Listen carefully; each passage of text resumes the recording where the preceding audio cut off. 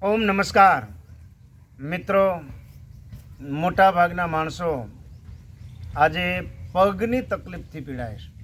પગના દુખાવા, ઢીંચણના દુખાવા, પાનીના દુખાવા, પગના પંજાના દુખાવા, કોઈની નસ દબાતી હોય, પગના દુખાવાની તકલીફો મટાડવા માટે આ મારો વિડીયો જોયા પછી નિયમિત પગની કસરત શરૂ કરી દીધી. અને આ વિડીયા જોયા પછી નિયમિત પગની કસરત કરશો એટલે પગનો ગમે તેવો દુખાવો મટી જશે 100%. પગના ડૉક્ટરે એમ કીધું હોય કે તમારા ઢીંચણ બદલવા પડશે, અને જો આ કસરત તમે સવારે સાંજ બંને ટાઈમ શરૂ કરી દો તો ઢીંચણ બદલવાની જરૂર નહીં પડે. મોટાભાગના માણસો, ઘણા માણસોને જોયો, માંડ ચાલતા હોય છે. ચાલવામાં એટલી બધી તકલીફ પડતી હોય કે ન પૂછો વાત. ગોળીઓ ખાતા હોય દુખાવાની, અને ગોળીઓ ઉપર નિર્ભર હોય છે. અને આમાંથી છુટકારો મેળવવો હોય ને તમારે બંને ઢીંચણ કુદરતે આપેલા સાચવવા હોય તો નિયમિત પગની કસરત કરો. કારણ કે આ કાયા રીજનરેટ થાય છે, રિએક્ટિવ થાય છે. જો તમે મહેનત કરો, કસરત કરો તો.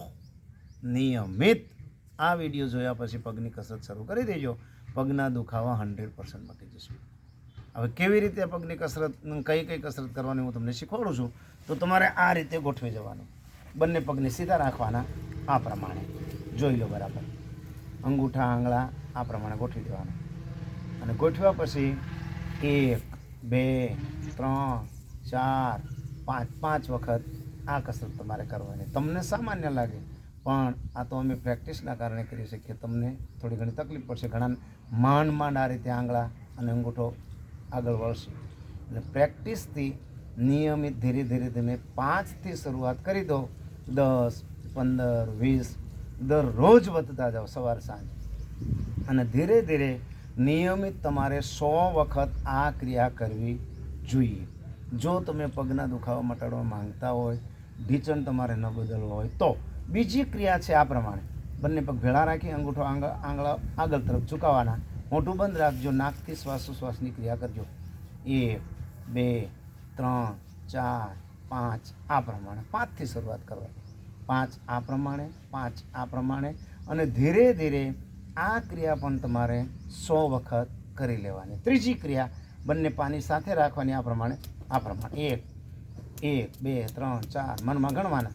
અને ધીરે ધીરે કરશો તો પણ ચાલશે. શરૂઆતમાં તમને એવું લાગશે, પણ પ્રેક્ટિસ કરશો એટલે અમારી જેમ ઝડપથી પણ આ ક્રિયા તમે કરી શકશો.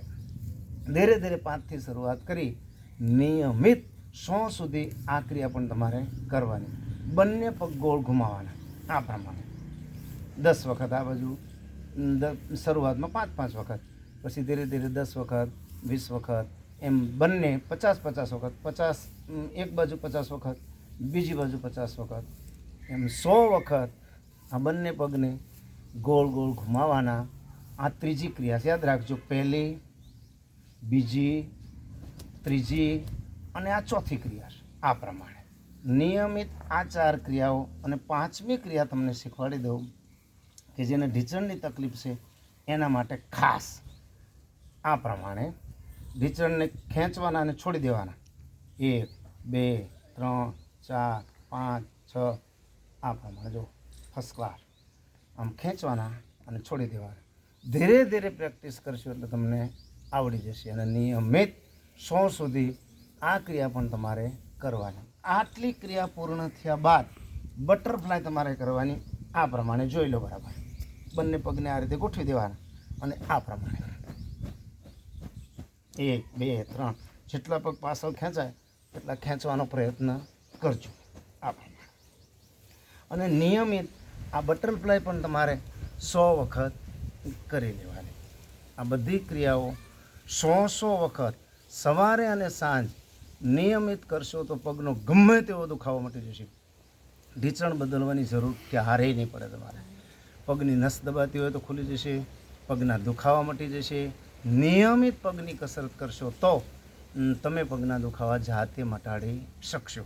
આ વિડીયો જોયા પછી શરૂઆત કરી દીજો. સવાર સાંજ બંને ટાઈમ જમ્યા પહેલાં, સાંજે પણ જમ્યા પહેલાં, સવારે જમ્યા પહેલાં આ કસરત તમારે કરવી જોઈએ. અને આ વિડીયો ગમે તમને તો લાઈક કરજો, શેર કરજો, સબસ્ક્રાઈબ કરવાનું ભૂલતા નહીં. નમસ્કાર મિત્રો.